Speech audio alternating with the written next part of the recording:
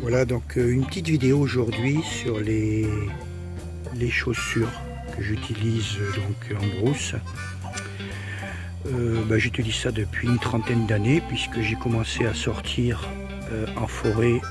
Je travaillais donc dans le domaine forestier et on avait des chaussures en dotation qui étaient des chaussures de sécurité, donc avec la coquille et la semelle acier.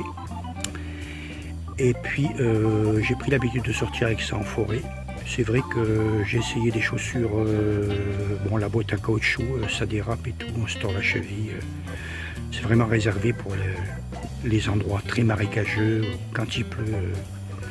Mais c'est pas pratique, moi j'aime pas du tout la boîte caoutchouc. Je préfère ça. Faut savoir que je suis arrivé ici avec une paire de McKinley qui valaient à l'époque, c'était des francs, mais disons un truc comme 150 €. Elles ont duré 6 mois et puis elles se sont ouvertes en deux. Donc celle-ci, vieille neuve, hein, je viens d'acheter cette paire. Ça coûte 35 €.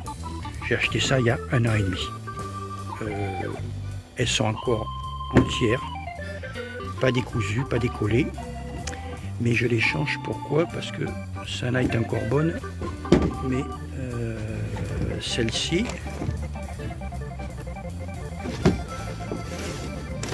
voilà ce qui se passe.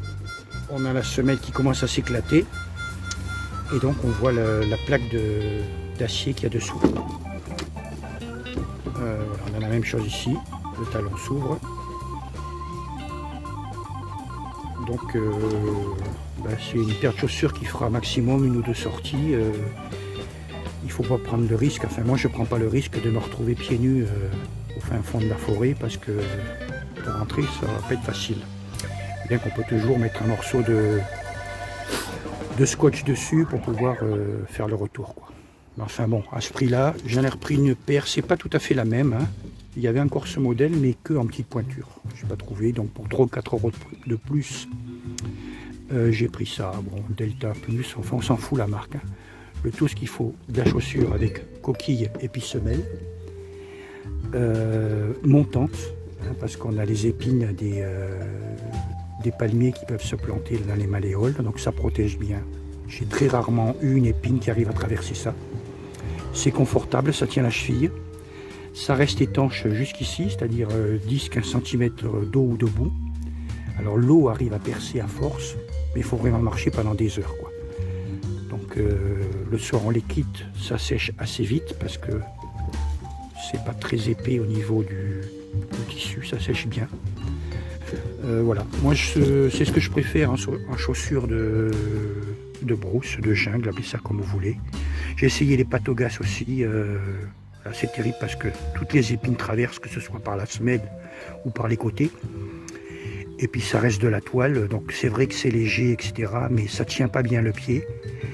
Et puis en quelques semaines, elles sont explosées, quoi.